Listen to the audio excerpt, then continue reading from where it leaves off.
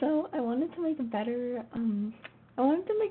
guide for Rocket Spleef West since the game hacking changed on me since Minecraft got an update and the elytras now don't stay in sprint mode when you fly, which renders a lot of the points I talked about in the previous one a little bit useless.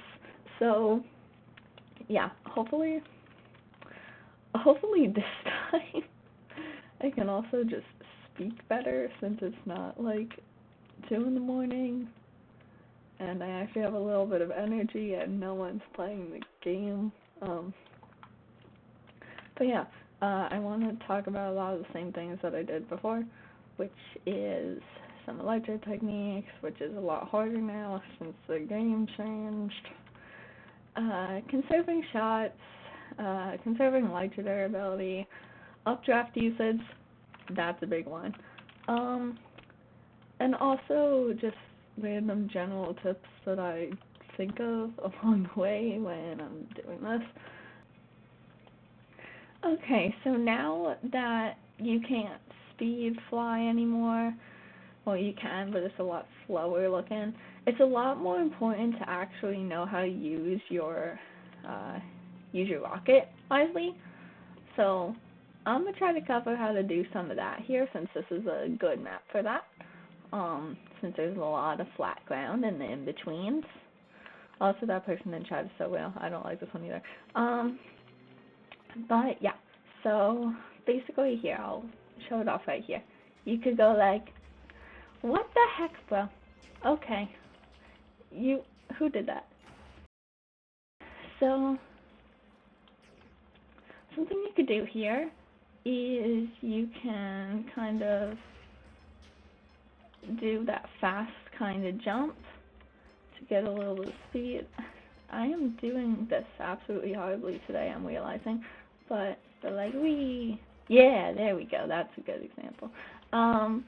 I'll find better examples from some of my previous footage and show it off if I can. Here's the disadvantages of it though. As you can see, you don't gain a lot of elytra durability from it, which is a big downside. So it's always going to be better to actually shift and regen a little bit and then shoot like that. I just realized I forgot to explain when the kind of quick kind of sliding is important. You want to do that when you're lagging behind a lot. You usually don't want to do it when you're super far ahead, because it's a waste of time. It's going to make you more of a target to hit from the people who are in the back, because that's another thing. You do not want to lead the pack. You do not want to be the person ahead of everyone else, because they can break the ground under you if you're on a map that is shallow enough for that, and they can hit you, and it's a lot harder for you to hit them, because you're gonna have to be able to turn around quickly and get a flick, and it's not easy. It's fun when you pull it off, but not something I would recommend if you're not that comfortable with it. So yeah. Okay, back to the actual gameplay. And even those kind of shots, there are things you could do to make it a little bit easier, like looking up right away like that. It gives you a little bit of height, believe it or not. So yeah, that's how to do some shots like that. On this map, honestly, it's very good to just kind of stay here and punch some people. It's very easy to shoot people on this specific part of the cherry blossom map, honestly. But yeah, it's good to sit on these platforms, which a lot of people do, as long as you don't have a big puncher near you like I am, because we will just straight up swoop down and try to hit you. It's honestly really fun. But yeah.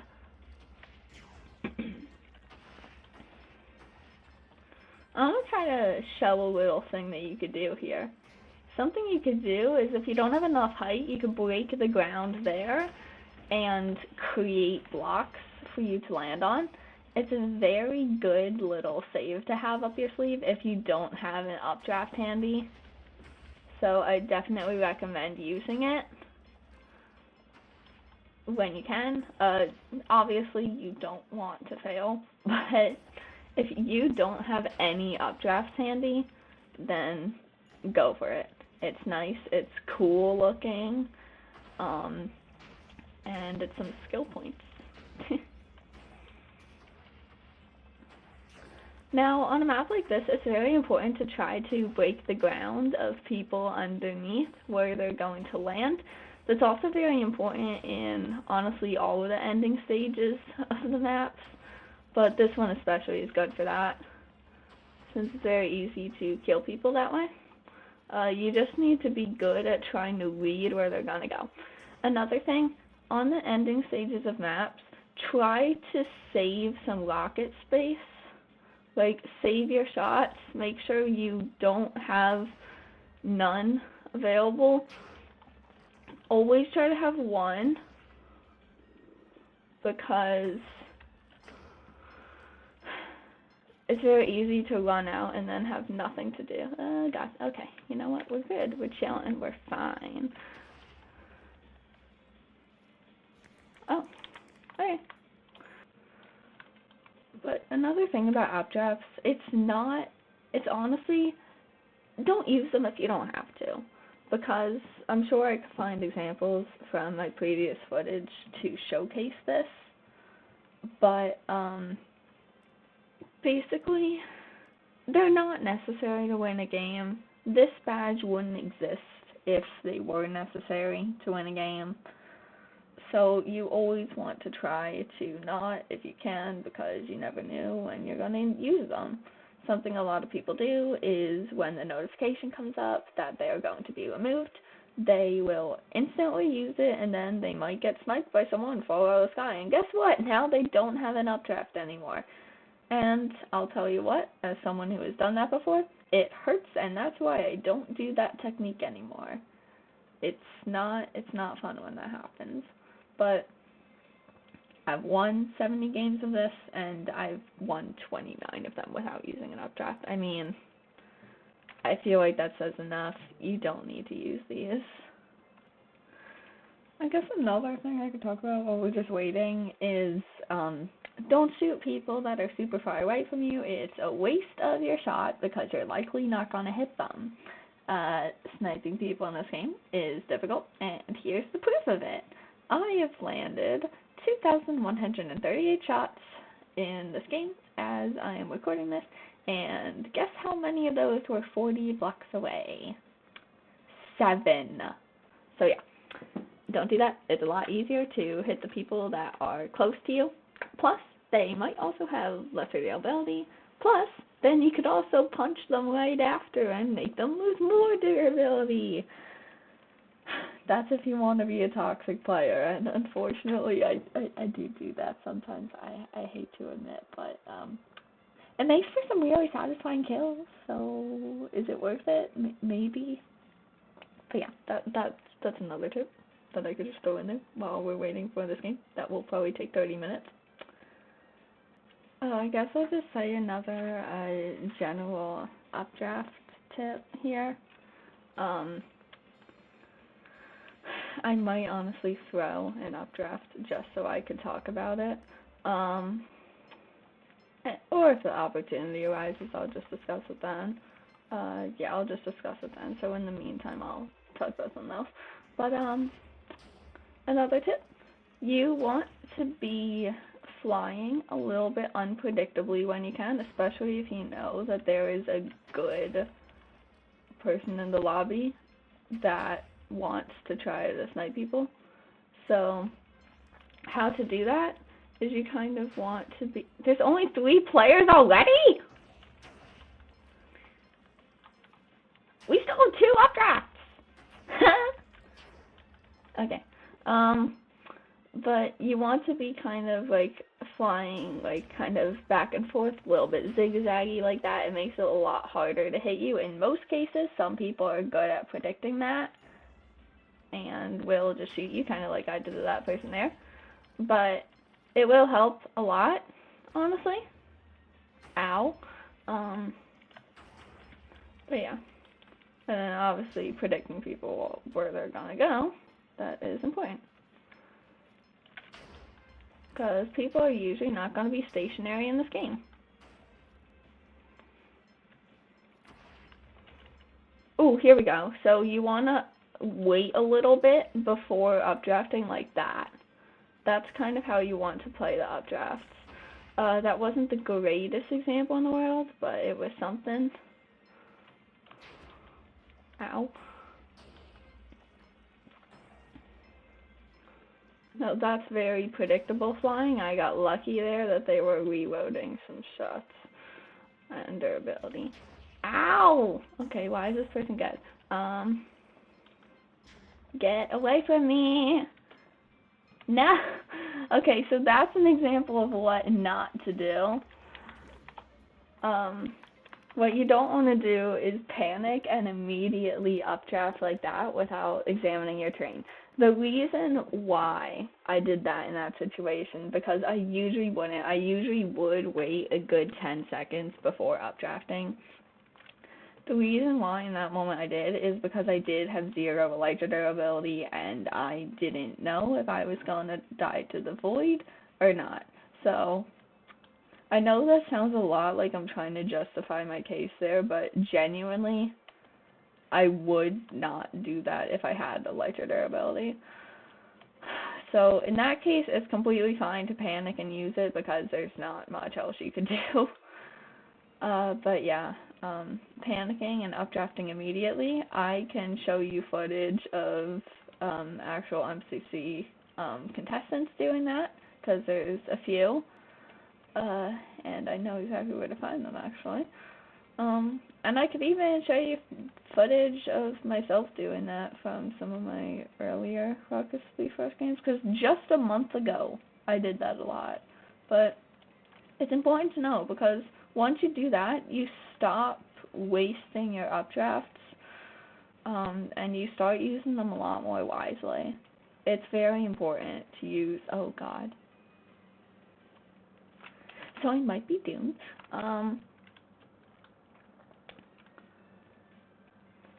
But yeah, it's important to use them wisely, like that.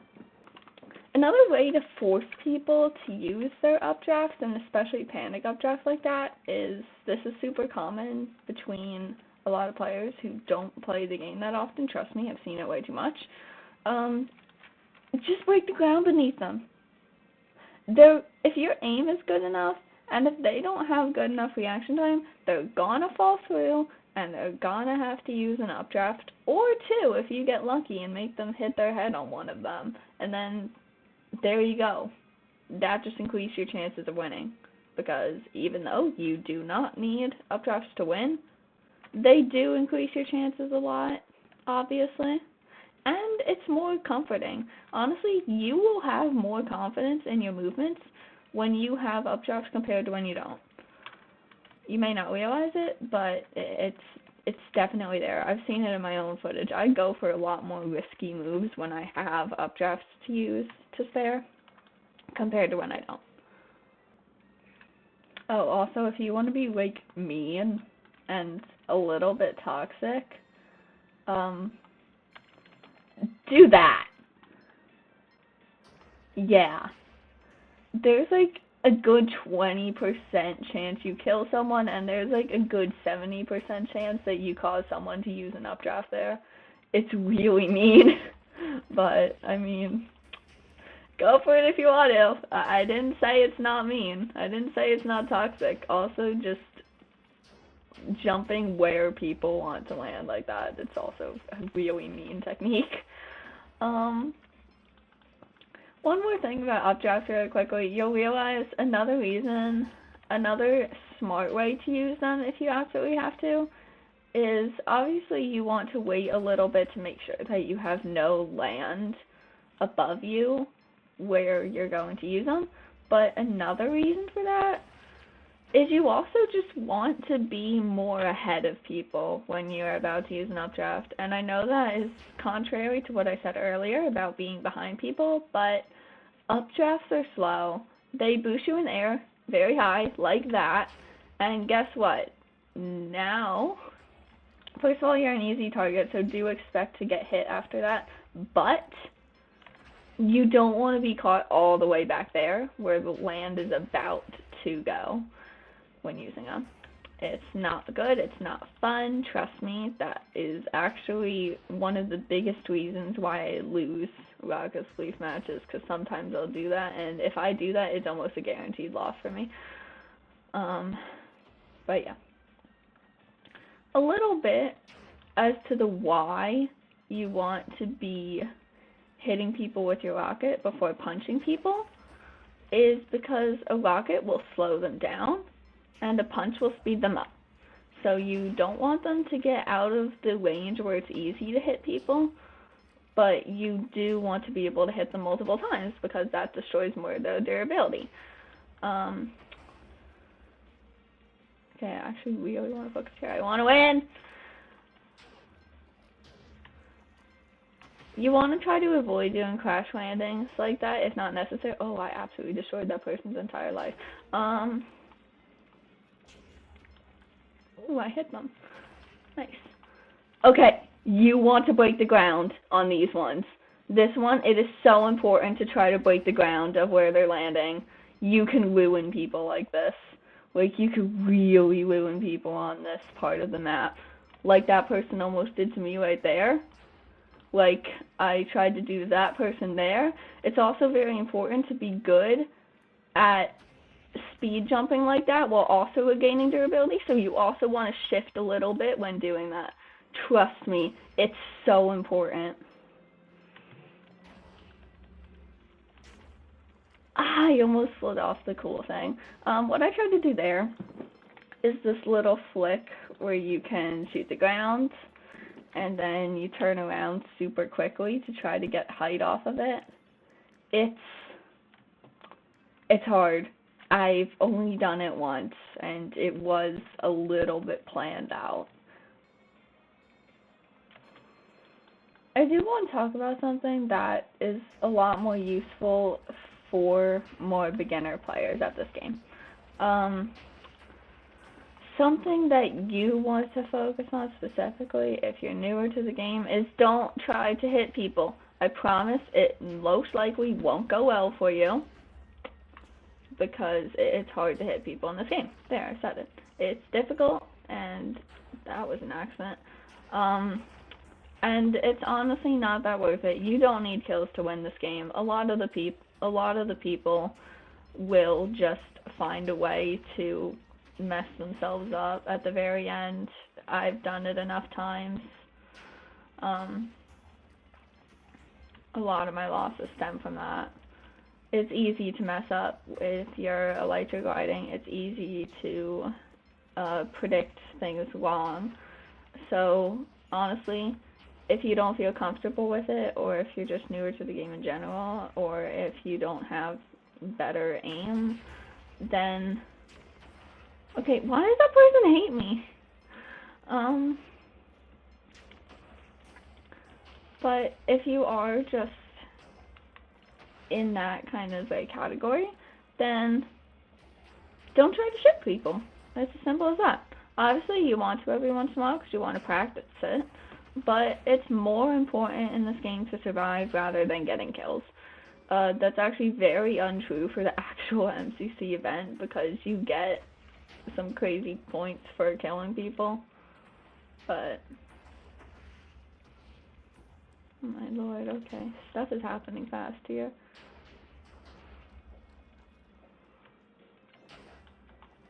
But it's more important to get survival over kills. Most of my games here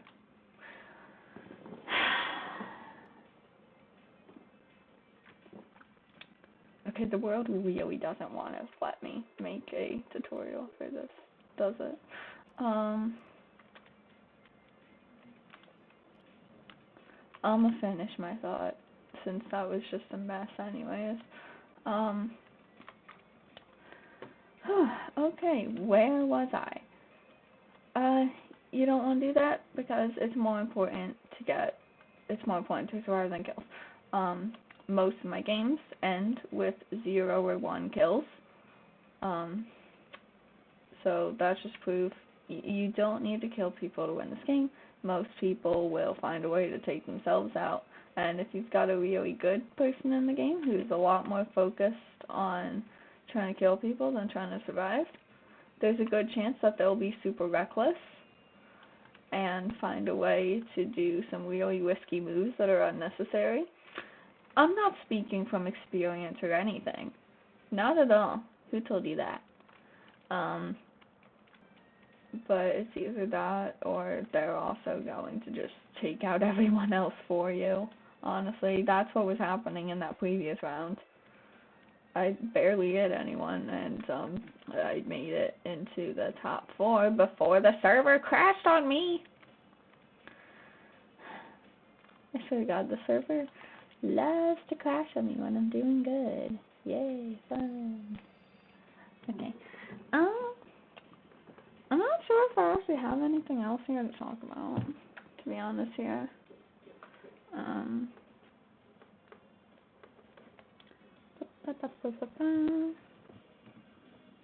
I might know something that I wrote down in my notes app.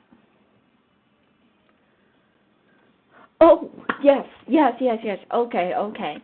This is another, like, good save that you could do. It takes practice and getting used to. But it is so satisfying.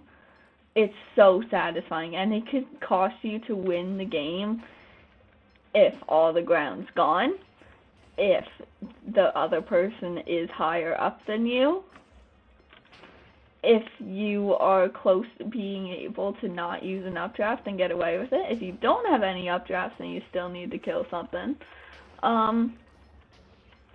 it is, oh my god, I should not be live right now.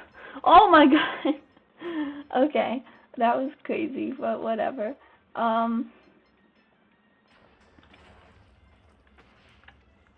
Okay, so I have said this to someone before, I forget who, but the 40-degree angle trick. This trick was famously used by Philza in one of the MCCs, causing him to win the game against fruit berries, and oh my god, it was so satisfying. It's honestly a pretty commonly known trick, but a lot of people kind of forget about it, especially now that there are rockets to boost you in the middle of a fight, and I'm just talking about normal survival Minecraft, because this trick, it was often used before rockets were a thing, and it causes you to gain more height than you started from when you're going down. It's so satisfying. But basically, you can't really do it in MCCI because I don't believe that this actually shows you the angle that you're falling at. I don't actually think it shows you the angle in the MCCI essay, but basically what you want to do is you gotta look down at 40 degrees, and then if you look up at another 40 degrees, which I was going to try to show you there, but then someone decided to try to snipe me out of the heckin' sky, so thanks a lot, person. But you can gain some pretty good and clutch height from it. It's nice. I've almost won a game doing that exact move in this before. I was very close to it, honestly. It was satisfying, even though I did lose. But, I mean, you can often use it to try to just win, or just to save yourself if you're starting to go down. Ah, that was risky. I think I already said this, but always try to land on the ground that is the highest, and that doesn't mean just in elevation. That means in actual blocks that are there and present. Like right here, I want to go for this because it has the highest and it has the least amount of chance to be blown up by someone entirely. And that was also very risky and I shouldn't have done it. Did I kill someone there? Nope, they're still alive. But like right here, it's a lot less likely that you're going to be run up by someone there. Ooh, I might have just like ended someone's game there. Yep. I don't know if I actually got that kill though. No, I didn't. Of course it's Mr. Lift, bro. This guy's good. That's an issue.